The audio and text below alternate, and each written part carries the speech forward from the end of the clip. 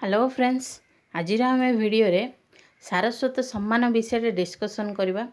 अति बड़ी जगन्नाथ दास सम्मान क्यों मानक प्रदान करा जाय थाए, यह प्राप्त करथिबा प्रथम ओडिया लेखक बा कवि किए, ए जाबत एही सम्मान क्यों मानक मिली ता विषय आम संपूर्ण रूपे डिस्कसन करवा। सो फ्रेंड्स, जदि आपण को वीडियोटी भल लगे ता लाइक शेयर सब्सक्राइब निश्चित भाव में करूँ।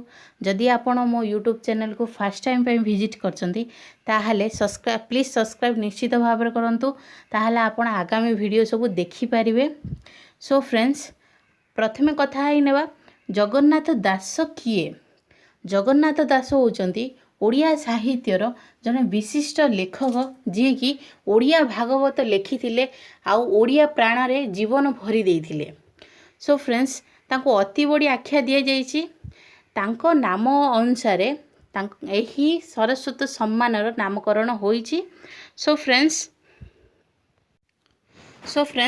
अति बड़ी जगन्नाथ दास सम्मान एक सारस्वत सम्मान अटे, जहा ओडिया साहित्य एकाडेमी द्वारा प्रदान करा जाय थाए। ओडिया साहित्यर जणे साहित्यकंक समग्र रचनावली पाई एहा एकाडेमी द्वारा प्रदत्त सर्वोच्च साहित्यक सारस्वत सम्मान अटे। मोस्ट इम्पोर्टेंट एरा कोन सर्वोच्च सारस्वत सम्मान अटे।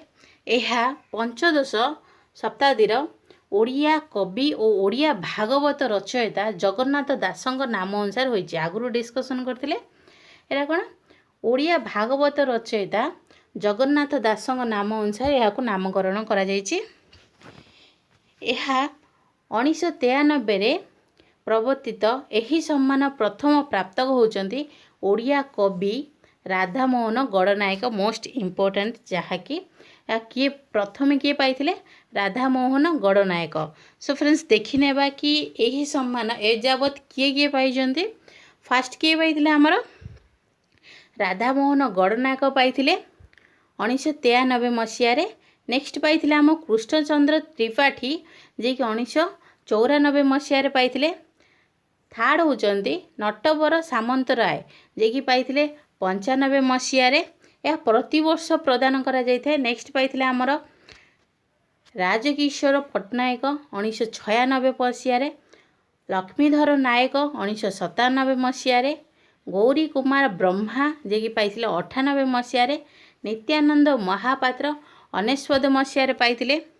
विनोद चंद्र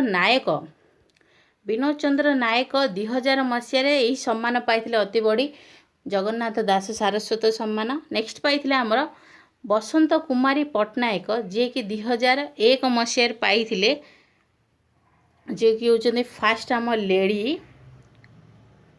जे कि पाइथिले यही सम्मान। नेक्स्ट होची अच्युतानंद पति जे कि 2002 मसीह पाइथिले। चिंतामणि बेहेरा 2003 मसीह पाइथिले। मनोरंजन दास 2004 मसीह पाइथिले। नेक्स्ट होचंती हमरा उमाशंकर पंडा जे कि 2005 मसीह पाइथिले यही सम्मान। सुदर्शन आचार्य 2006 मसीह यही सारस्वत सम्मान पाइथिले। मनोज दास 2007 मसीह पाइथिले। महापात्र नीलमणि साहू 2008 मसीह पाइथिले। दासरथी दास 2009 मसीह यही सारस्वत सम्मान पाइथिले। चंद्रशेखर रथ 2010 मसीह जगन्नाथ दास सरस्वत सम्मान पाइथिले। नेक्स्ट आम पाइचंती गगनेन्द्र दास नाथ दास जे कि पाइचंती 2011 मसीह। नेक्स्ट होचंती आमर ब्रजनाथ रथ 2012 मसीह यही सम्मान पाइचंती। धनेश्वर महापात्र 2013 मसीह जगन्नाथ दास सारस्वत सम्मान पाइचंती। नेक्स्ट होचंती आमर शांतनु कुमार आचार्य 2014 मसीह यही सम्मान पाइचंती। मधुसूदन पति 2015 मसीह यही सम्मानटी पाइचंती। नेक्स्ट होचन आमर विभूति पट्टनायक जी कि 2016 मसीह पाइचंती। रवि सिंह 2017 मसीह पाइचंती। नेक्स्ट होची रमाकांत रथ जे कि पाइचंती 2018 मसीह। वीणापाणी महांती 2019 मसीह पाइचंती। मोस्ट इम्पोर्टेंट होची आपणकर फास्ट दुई तीन टी ना जानी पड़ो फास्ट क्यों मान को मिली फास्ट वर्ष फास्ट सेकेंड थार्ड एमती ना जानी पड़ो।